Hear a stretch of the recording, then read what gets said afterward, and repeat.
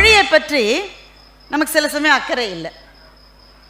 நம்முடைய பிள்ளைகளுக்கு அவன் ஆங்கிலத்தில் பேசினா கூட பெருமைன்னு சில சமயம் நினைக்கிறோம். அவனுக்கு தமிழ் தெரியல என்பது சிறுமை என்று அந்த பிள்ளைக்கு நாம் இதுவரை சொல்லித்தரல. ஐ டோன்ட் நோ தமிழ் அட்டிச்சான், அதில் ஒரு பெருமை அவனுக்கு என்று நாம் கேட்க மறுக்கிறோம். ஏன்? நம் குழந்தைகளை பார்த்து நாம் பயப்படுகிறோம். தைரியமா கேட்கிறவங்க கிட்ட சொல்லுங்க, உங்கள் பிள்ளைகளை பார்த்து நீங்கள் பயப்படுகிறீர்களா இல்லையா? ஒரு வயசுக்கு பிறகு பயமா தாங்க இருக்கு. அவனுக்கு திருமணம் ஆயிட்டா ரொம்ப பயமா இருக்கு. ஒரு பேச்சையும் கேட்க மாட்டேன்றான்.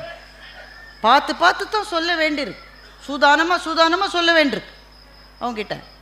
அவன் பிள்ளைய கொண்டு போய் அவன் வேற ஒரு இதில் சேர்த்தா, தமிழே தெரியலையேடா, வெளிநாட்டில் இருக்கான். இங்கேருந்து அந்த பாட்டிமா ஃபோன் பண்ணுது, hi grandma, how do you do. இதுக்கு ஒன்றுமே புரியல. இங்கிலீஷ் தெரிஞ்ச பாட்டி தான், ஆனால் அவன் பேசுகிற மொழி புரியல. என்னடா தமிழில் ஒன்றுமே சொல்ல மாட்டேங்குது, சொல்லி கொடுறா தமிழ். அம்மா அதுக்கெல்லாம் இங்கே டைம் இல்லைன்னு அவன் சொல்கிறான். இப்போ இந்த அம்மாவுக்கு பயமாக இருக்குது. இப்படியே போனால் மொழியே போயிடுச்சுன்னா, அப்போ மொழி போய்விட்டால் என்ன நடக்கும் என்பதை இதுவரை நாம் யோசிக்கவில்லை.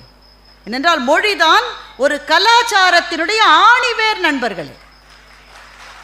ஒரு பண்பாடு என்பது ஒரு மாபெரும் கோவில் என்றால் அந்த கோவிலுக்கு இருக்கின்ற அஸ்திவாரம் என்பது பண்பாட்டினுடைய முதல் படியே மொழிதான்.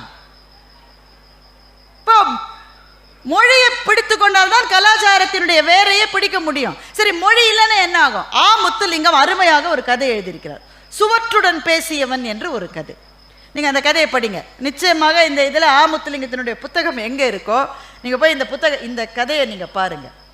இவர் முத்துலிங்கம் ஈழத்து எழுத்தாளர், அமெரிக்காவில் இருக்கார். சலூனுக்கு போகிறாரு.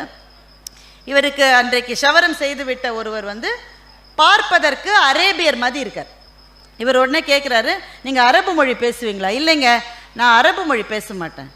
நீங்கள் என்ன மொழி பேசுவீங்க? நான் அராமிக் என்ற மொழியை பேசுகிறேன். எவ்வளோ மொழிகள் இருக்குது பாருங்கள் உலகத்தில். அரபிக் இல்லை, அராமிக் என்ற மொழியை பேசுவார். அப்படி ஒரு மொழி இருக்கா? அந்த மொழி இருக்குன்னு உலகத்தில் யாருக்குமே தெரியாதுங்க. அந்த மொழி பேசுகிறவர்களுடைய எண்ணிக்கை ரொம்ப குறைஞ்சி போயிடுச்சுன்னு அவர் சொல்கிறார். ஏன் குறைஞ்சி போச்சு? என்ன, நாங்களாம் வேறு நாட்டுக்கு போயிட்டோம், அந்தந்த நாட்டு மொழியை பேசுகிறோம், எங்கள் பிள்ளைகள்லாம் கற்றுக்கல, அதனால் அந்த மொழி கம்மியாக போயிடுச்சு. என் மனைவி இருந்த மட்டும் நானும் அவ்வளோ அந்த மொழியில் தான் பிடிவாதமாக பேசுவோம். அவங்களும் 2 வருஷம் முன்னாடி இறந்துட்டாங்க. ஐயோ அப்படியா? அப்போ நீங்கள் என்ன செய்கிறீங்க? நான் தினம் இங்கே இந்த சலூனுக்கு வர்றவங்கள்ட்ட ஆங்கிலத்தில் தான் பேசுவேன். ஏன்னா அமெரிக்கா நாடு, ஆங்கிலத்தில் தான் பேசுவேன். வீட்டுக்கு போயிட்டு என் வீட்டின் சுவர்களோடு நான் அராமிக் மொழியில் பேசுவேன் என்று அவர் சொல்லுகிறார். கேட்டுக்கொண்டிருக்கிற முத்துலிங்கத்துக்கு தூக்கி வாரி போடுகிறது. சுவரோடு பேசுவீங்களா? ஏன்? ஏன்னா எனக்கே மறந்துருச்சுன்னா மொழி, நான் ஒத்தந்தான் இருக்கேன். இந்த உலகத்திலேயே என் மொழி பேசுகிறவர்கள் குறைந்து விட்டார்கள். ஆனால் உங்களுக்கு ஒன்று தெரியுமான்னு அவர் சொல்றாரு, இந்த அராமிக் மொழி தான் இயேசுநாதர் பேசிய மொழி என்று சொல்லுகின்றார். இயேசுநாதர் ஹீப்ரு மொழியை பேசியதாகத்தான் நான் கூட நினைத்து கொண்டிருந்தேன். அவர் பேசிய மொழியின் பேர் அராமிக் மொழி. இன்றைக்கு அந்த உலகத்தில் அதை பேசுகிறவர்களுடைய எண்ணிக்கை கையளவு குறைந்து விட்டது. எனவே ஒரு மொழி தொடர வேண்டும். சின்ன வயசில் நம்மலாம் விளையாடி இருக்கோம்ல, அந்த பேட்டன் ரேஸ்ன்னு சொல்லுவாங்க. அது 4 பிள்ளை நிற்கும், ஒவ்வொருத்தர் 100 மீட்டரில் நிற்பாங்க.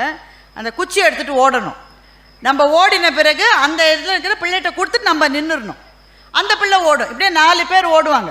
இந்த விளையாட்டு விளையாடி இருக்கீங்களா இல்லையா? நீங்கள் இதில் சில பேர் என்ன பண்ணும், நானே தான் கடைசி மட்டும் ஓடுவேன், கடைசி மட்டும் ஓடும். அப்போ ஃபவுல். அது நானே தான் ஓடுவேன்னு சிலது ஓடும். நீ ஒன்று இடம் வந்தோடனே நின்றுட்டு அதை கொடுத்துடணும். நீ அதை வாங்குற போது அந்த பிள்ளை அதை கீழே போட்டுருச்சுன்னா ஃபவுல். அப்போது நீ தோற்று போயிடுவேன். கேர்ஃபுல்லாக வாங்கி. அடுத்து, மொழி என்பது நம் கையில் கொடுக்கப்பட்ட ஒரு பதாகை. 2000 வருஷமா 3000 வருஷமா பல பேர் ஓடி ஓடி நம்முடைய பெற்றோர்கள், தாத்தா, பாட்டன், பாட்டி, பூட்டன், பூட்டி நம்ம கையில் கொடுத்துட்டாங்க. இப்போ நம் கையில் இருக்கு. நம்ம அடுத்த தலைமுறைக்கு அதை கொடுக்கலன்னா ஃபவுல் ஆயிடுவாங்க, மொழி இல்லாமல் போயிடும். எனவே அது நம்முடைய பொறுப்பு.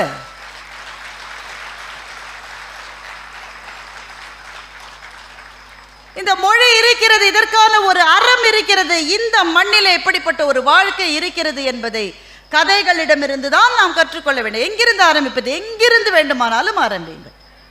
நீங்கள் சுற்றி வருகிற போது எது உங்கள் நெஞ்சை தொடுகிறதோ அதை எடுத்து படிக்க ஆரம்பியுங்கள்.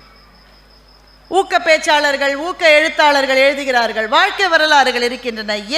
the choice is yours. ஆனால் படிப்பது என்பது ஒரு மாடிப்படியில் ஏறுவது போல. முதல் படியில் ஏறுறதா ரொம்ப கஷ்டம், அப்பதான் தூக்கம் வரும் பயங்கரமா. அதை தாண்டி முதல் படியில் ஏறிட்டீங்கன்னா மேலே மேலே மேலே மேலே போகணும். ஏன்னா வாசிப்பு என்பது இந்த உலகத்திலேயே நாம் தனியாக இல்லை என்று நாம் புரிந்து கொள்வது புத்தகங்களை படிக்கிற போது மாத்திரம்தான்.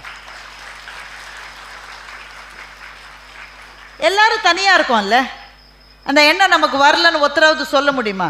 என்னங்க தனி, எங்கள் வீட்டில் 13 டிக்கெட் இருக்கு, என் நேரம் லபோ லபோ லபோன்னு கத்திக்கிட்டு இருக்கு. 13 டிக்கெட் இருந்தாலும் 15 டிக்கெட் இருந்தாலும் சில நேரங்களில் நமக்குள்ள தனிமை வரத்தான் வருகிறது. ஒரு நல்ல கவிதையை ஷேர் பண்ணிக்கணும்னு பார்த்தா சுற்று வட்டத்தில் யாருமே இல்லைங்க. ஒரு நல்ல கவிதை படித்த உடனே பளிர்னு சந்தோஷம் வருது. கல்யாண்ஜியினுடைய கவிதை ஒன்றை படித்தேன். சந்திரோதயம் நன்றாய் தெரியும்படி ஒரு தோட்டம். நல்லா கவனிங்க கவிதைய. சந்திரோதயம் நன்றாய் தெரியும்படி ஒரு தோட்டம், தோட்டத்து நெல்லி மரத்தில் கயிற்றினால் ஒரு ஊஞ்சல், அந்த ஊஞ்சலில் ஆடுகிறாள்.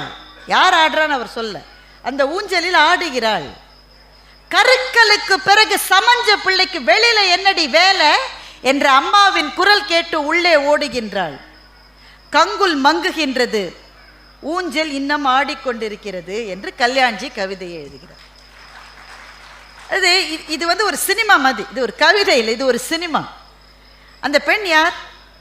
சாயங்கால வேளையில் வீட்டு தோட்டத்தில் இருந்த ஊஞ்சல்ல ஆடிட்டு அம்மா சத்தம் போட்டோன்னு உள்ள ஓடி போன அந்த பெண் யாரு?